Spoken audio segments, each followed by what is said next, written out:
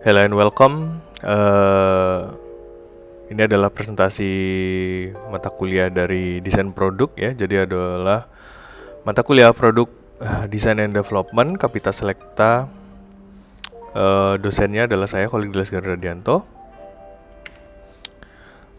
Di sini adalah PPT-nya ya untuk perkuliahan seperti itu. Jadi presentasinya sebenarnya mata kuliah ini adalah mata kuliah yang seperti apa? Itu mungkin akan saya jelaskan. Jadi sebenarnya apa aja yang dilakukan di mata kuliah ini? Jadi pertama mungkin adalah nanti kita mau ngapain aja gitu. Jadi sebenarnya mata kuliah ini adalah mata kuliah project based yang mau tidak mau artinya mahasiswa akan membuat project selama 1 semester gitu. Dari nol konsep hingga nanti desain, perhitungan dan juga prototype istilahnya seperti itu. Jadi ada beberapa hal yang perlu diperhatikan. Mungkin ini nanti akan saya jelaskan lebih detail di kelas ya. Kemudian masuk ke aspek penting dalam desain produk seperti itu. Jadi pertama-tama saya menggunakan reference book desain produk gitu. Di penciptanya adalah penulis Pak Profesor Imade London Batan. Kemudian selain itu dapat menggunakan Industrial Design Reference and Specification Book seperti itu ya. Ini ada PDF-nya. Kemudian materi pertama adalah secara umum desain itu seperti apa. Jadi secara umum desain itu dibagi menjadi produk ya. Kita ngomong desain produk itu dibagi menjadi beberapa tahap dari produk itu 0 sampai dengan completion atau 100%. Jadi tahap-tahapnya itu ada design, process planning, procurement, production, and trial gitu. Nah kalau dilihat di sebelah kanan, ini kita memiliki tahap desain itu sebenarnya cost ya. Jadi ini saya ngomong biaya gitu. Costnya itu 70%. Relatif terhadap yang lain. Jadi kalau ngomong planning itu 18%, procurement 7%, production 2% dan trial 3% seperti itu. Nah, kalau kita ngomong desain sendiri, desain sendiri itu dapat dibagi menjadi konsep, drawing dan calculate. Jadi perhitungan ya, calculation. Modern term, jadi terminologi modernnya drawing itu sangat berhubungan dengan CAD dan calculation atau analisis berhubungan dengan CAE seperti itu. Jadi ada sekat-sekat pemisah di industri ya. Biasanya sebuah produk itu memiliki 3 sekat atau 3 section. Jadi section design, section produksi dan section kontrol kualitas gitu. Yang kadang-kadang secara umum itu disekat artinya tidak ada urusan dari orang desain untuk ngutak-atik produksi ngutak-atik kontrol kualitas. Karena apa? Nanti diharapkan dengan adanya sekat pemisah ini kita bisa fokus untuk mengkontrol apa yang dikerjakan. Jadi kalau pengerjaan desain ya fokus ke desain, fokus ke produksi aja, kontrol kualitas aja. Dengan ada pemisahan ini memang ada positif dan negatifnya, tapi secara umum positifnya adalah misalnya kita ngomong kontrol kualitas berarti kita bisa fokus masalah fungsionalnya, kemudian ada atau tidak rejectnya gitu, tanpa harus ada pressure dari tim produksi. Jadi nanti evaluasinya jauh lebih baik, seperti itu harapannya.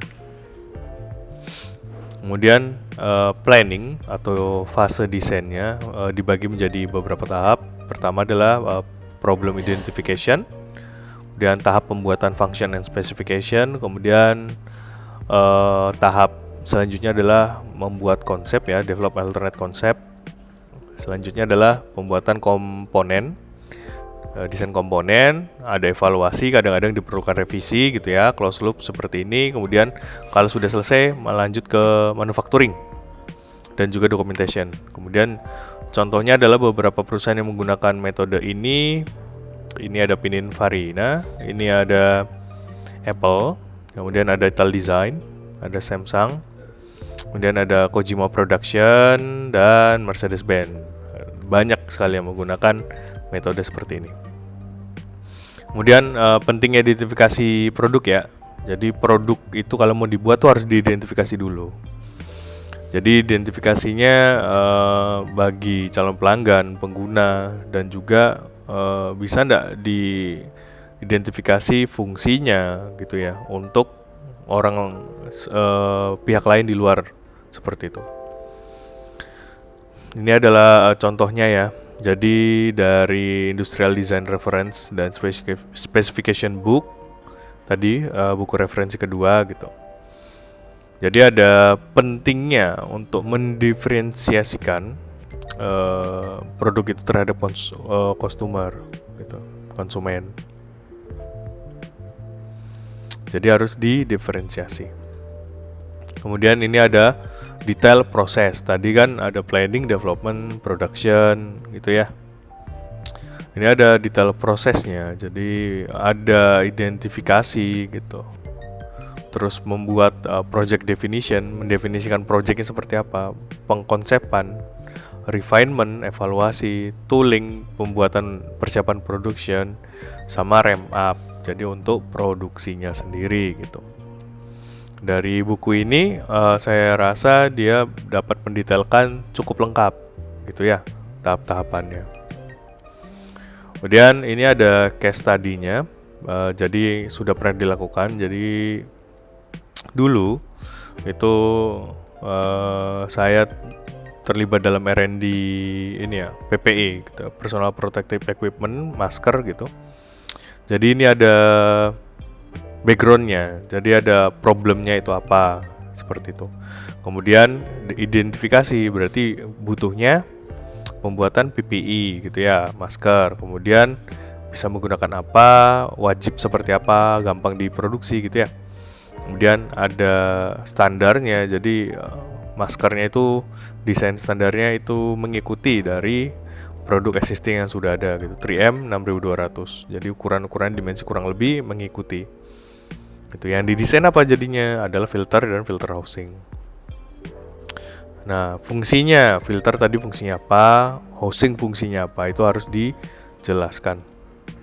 Kemudian adalah pembuatan konsep alternatif ya, sama dengan komponennya. Jadi ini ada beberapa konsep kan kalau dilihat di sini. Ini konsep ini dengan ini berbeda, konsep ini dengan ini berbeda gitu. Jadi saya mendevelop 4 konsep sebelum final product.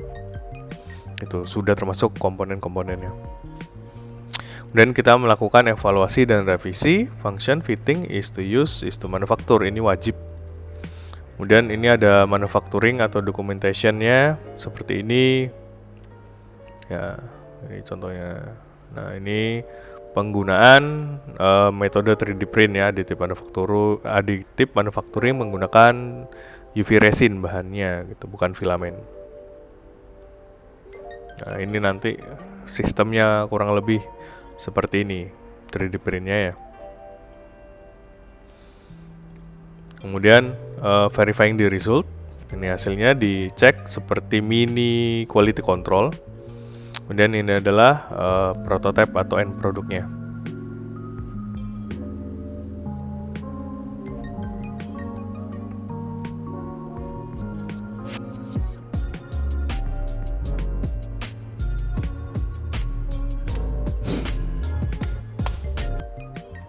Seperti itu.